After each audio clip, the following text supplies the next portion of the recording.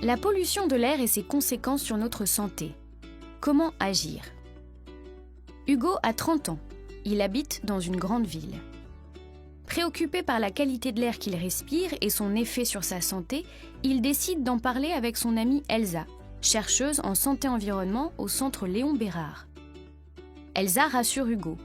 Contrairement aux idées reçues, la pollution de l'air a diminué ces dernières décennies, notamment grâce aux évolutions technologiques et aux réglementations environnementales. Malgré tout, il est bien légitime de s'inquiéter de la pollution de l'air, puisque les études estiment que toutes les 10 minutes, un Français meurt prématurément de la pollution de l'air. Quelles sont les sources de pollution de l'air? Contrairement à ce que l'on pourrait croire, l'air intérieur est souvent aussi pollué que l'air extérieur. À l'intérieur de notre logement, il existe différentes sources de pollution. La fumée de tabac, qui est la première source, mais aussi le radon, les pesticides, les produits ménagers et les activités de bricolage, et d'autres. À l'extérieur, les activités humaines et la nature contribuent à la pollution atmosphérique.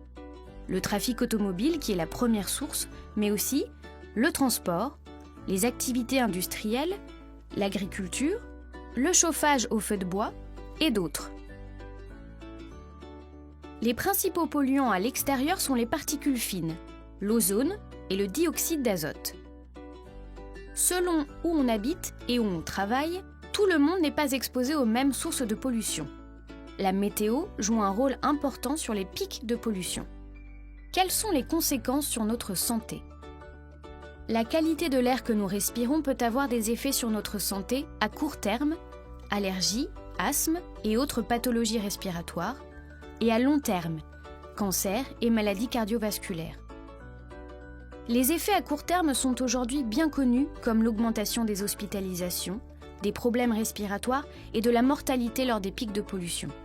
Cependant, ce sont les effets à long terme qui sont les plus dangereux. Le Centre international de recherche sur le cancer a classé cancérogène pour l'homme la pollution atmosphérique, dont les particules fines et les gaz d'échappement des moteurs diesel, pour les cancers dans leur globalité et spécifiquement pour certains cancers tels que le cancer du poumon et le cancer de la vessie. Comment se protéger ou agir pour réduire la pollution de l'air? Réduire la pollution de l'air relève principalement des réglementations, mais implique aussi des actions au niveau individuel et collectif. Chacun peut agir sur son air intérieur par des gestes simples et faciles à mettre en œuvre. Aérer son logement au moins 10 minutes tous les jours. Vérifier régulièrement son système d'aération. Être vigilant lors de l'achat des produits d'entretien, de bricolage ou de meubles.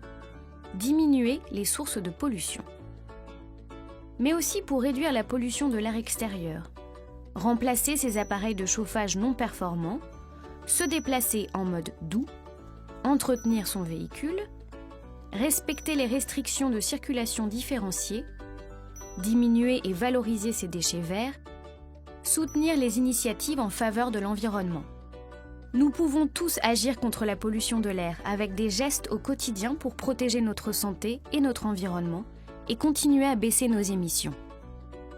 Pour vous informer sur la qualité de l'air dans votre région, atmo-france.org.